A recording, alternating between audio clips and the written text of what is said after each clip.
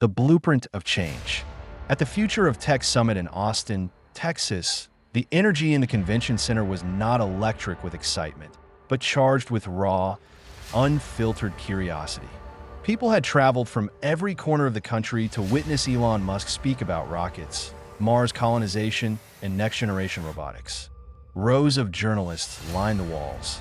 Engineers, students, and entrepreneurs filled every seat, their phones streaming live every moment. Elon Musk took the stage with his familiar swagger, arms folded, bouncing on his heels as if already thinking 10 moves ahead. He just wrapped up a visionary talk on interplanetary travel and artificial intelligence when he invited audience questions. With a casual gesture, he pointed to a microphone near the left aisle, saying, "Let's go there." A murmur of anticipation rippled through the crowd. Then, from that sea of adults in lanyards and blazers, a tiny figure stepped forward. At first, she was almost invisible, a little girl of about 8 years old, dressed in jeans that seemed slightly too short and a faded t-shirt emblazoned with Big Sister in glittery letters. Clutched tightly under one arm was a spiral-bound notebook, a silent repository of questions and dreams. The moderator leaned down to ask her name. She whispered something that was barely audible. Adjusting the mic with a gentle smile, the moderator repeated her words, "Samira." With the quiet resolve of someone far beyond her years, Samira stepped up. Her small voice, trembling yet determined, cut through the buzz of the crowd. "If you're so smart, and you can build rockets and robots, how come you can't fix the world so kids like my brother don't go to bed hungry?" For a moment, the room went deathly quiet. A pen clattered to the floor in the back. No one laughed or shifted in their seat. The question landed like a gut punch, unanticipated and brutally honest. Elon's face froze. The mask of confident futurism cracked. His eyes, usually alight with unyielding focus, betrayed a flash of something different. He opened his mouth, then hesitated, as if the enormity of her question left him momentarily speechless. "What's your name?" he finally asked softly. "Samira," she replied. "And your brother?" he inquired further. "Luis," she answered, her voice steady despite the tears threatening to spill.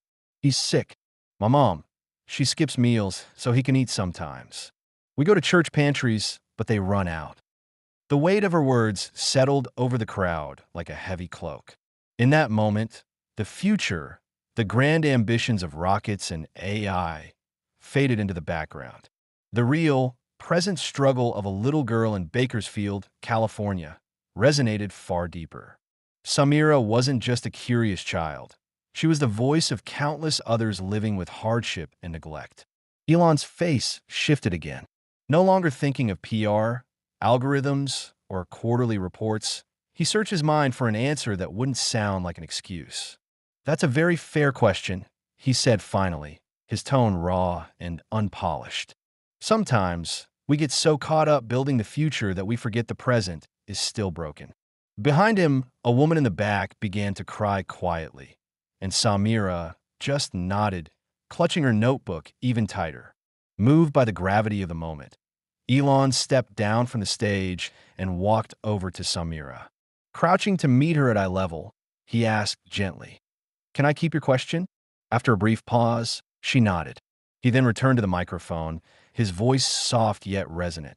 "I think that was the one question I needed to hear today. We'll stop questions here."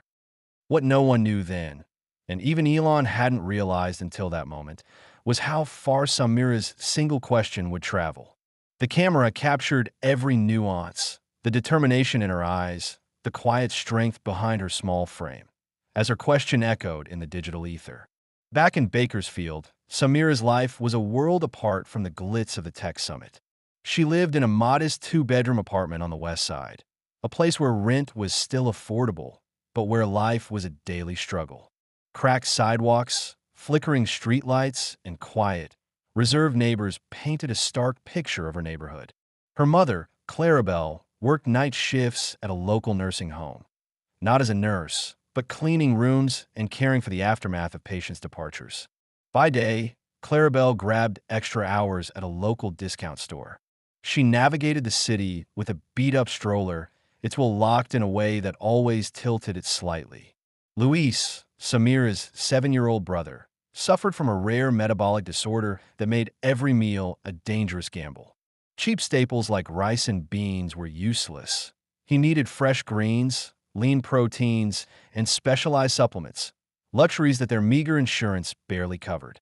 Yet, through it all, Samira carried a resilience far beyond her years. She had learned to stretch a bag of carrots, to stay silent during stressful rent calls, and to distract Louise from his pain by reading aloud from her notebook.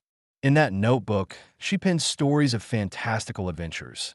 A girl who flew a ship made of banana peels, a brother who transformed his sickness into a superpower, a world where no one ever had to choose between eating and surviving. Clarabelle, determined to nurture her children's dreams, kept a secret folder of these stories tucked under her mattress. One day, they'll publish them, she would say softly. They're going to be somebody. Don't let this mess tell you otherwise. On the day of the tech summit, Clarabelle managed to secure free tickets for Samira through a nonprofit literacy group. For the first time in her life, Samira was excited to leave Bakersfield. The family drove all night in a borrowed Toyota Camry that reeked of gas station coffee. Clarabelle sang along to Spanish pop songs on the radio, while Luis napped in Samira's lap. When they arrived in Austin, the convention hall buzzed with visions of the future, quantum chips, reusable rockets, and limitless possibilities. Yet, amid all this high-tech excitement, one word echoed repeatedly: future. But what about the present? What about children like Luis, who might never see that dazzling future if their needs remain unmet? When a moderator invited further questions, Samira, with trembling legs and damp hands, walked confidently to the microphone. Ignoring the stares of a sea of suited adults, she looked straight at Elon, not for his wealth, nor his fame, but because, for the first time, someone who built the future was there, and she needed him to hear her truth. Her small voice, steady and clear despite the moment's enormity, asked, "If you're so smart, and you can build rockets and robots, how come you can't fix the world so kids like my brother don't go to bed hungry?" The question hung in the air, profound and unyielding. Elon's face, usually so composed, revealed a flicker of something he couldn't immediately name: regret, perhaps, or a dawning realization. The audience was transfixed. For a long time, no one spoke. Finally, after what felt like an eternity, Elon responded quietly. "We can 3D print houses, we can land rockets, but we still can't guarantee that a child won't go to bed hungry." The room grew heavy with that admission. It wasn't a polished, press-ready statement. It was raw, unfiltered truth. No applause broke the silence. Instead, the audience absorbed his words like a profound verdict.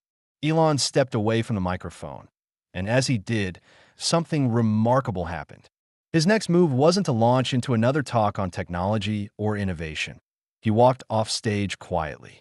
Later, as he sat in a quiet side room reviewing the live stream, he pondered Samira's question, its impact echoing in his mind long after the event. Back in Bakersfield, life continued. Samira's world was far from the grandeur of tech summits.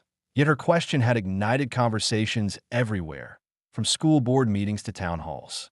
In grocery store lines and in the quiet spaces of community centers, people began discussing responsibility in a way that transcended partisan politics. In Omaha, a 7th grade class initiated a project called Hard Questions, where students penned the questions they wished an adult would answer. Questions about why clean water was a luxury or why certain children were left behind. In Phoenix, a local nonprofit, once overlooked, suddenly soared to 1.7 million views under a post titled, "This is what Samira was talking about." For Clarabelle, the night was a quiet mix of relief and sorrow. While she had always believed in nurturing her children's dreams, that night the weight of reality pressed heavily on her heart. She sat in the kitchen after the summit, folding laundry in the soft glow of a single light bulb, and allowed herself a few silent tears, not of defeat, but of understanding that the world was finally beginning to notice the struggles of those like her family. In the days that followed, Elon's statement, and more importantly, Samira's brave question, reverberated across the nation. Social media exploded with hashtags like hashtag future and now, hashtag listen to the little ones, and hashtag fix the world. High school fundraisers were started in her name to support kids with special dietary needs. Community organizers used her story to demand accountability from local government. Even teachers began to discuss the power of a single question in transforming society. Meanwhile, in a quiet Airbnb near Flagstaff, Elon found himself reflecting deeply. Far from his usual flurry of tweets and press releases, he spent long hours reading old emails and scribbling in a leather-bound notebook, a habit he hadn't indulged in years. One message from a man named Wyatt Green, recalling their shared past at a math camp in South Africa, jolted him back to a simpler time. Wyatt's words, a brief note about sneaking apples and the kindness of sharing a simple meal, reminded Elon of a time when building something wasn't just about ambition. It was about caring for one another. That night, as Elon recorded a quiet, unpolished video message addressed directly to Samira's mother, Clarabelle, he spoke not as a billionaire or a tech visionary, but as a human being. "I've spent my life chasing the impossible," he said, his voice soft and reflective. "But maybe it's time to listen, to truly listen, to what people need right now." The message was sent without fanfare, without the usual media circus, and its impact rippled slowly through the digital ether. In classrooms, at community centers, and around dinner tables across America, people began to talk about responsibility in a new light. They discussed how technology could change the future, but only if we took care of the present. Samira's simple, heartfelt question had sparked a wave of conversations that transcended politics and technology, a movement urging everyone to look after the most vulnerable among us. For Samira, life in Bakersfield continued, but with a newfound sense of purpose. At school, she became a quiet advocate for change, writing stories, asking hard questions, and inspiring her classmates to never stop questioning the status quo.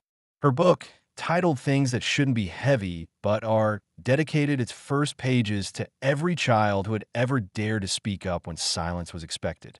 And for those who heard the story, whether in bustling cities or quiet towns, the lesson was clear. True change begins with listening, with pausing to reflect, and with having the courage to ask the questions that no one else dares. In a world inundated by noise and spectacle, sometimes the loudest truth is that which is spoken softly, yet with unwavering clarity. If you believe that the power to change the world starts with understanding and empathy, share this story. Subscribe for more real stories that cut through the noise and remind us that sometimes the smallest voices can spark the most profound change.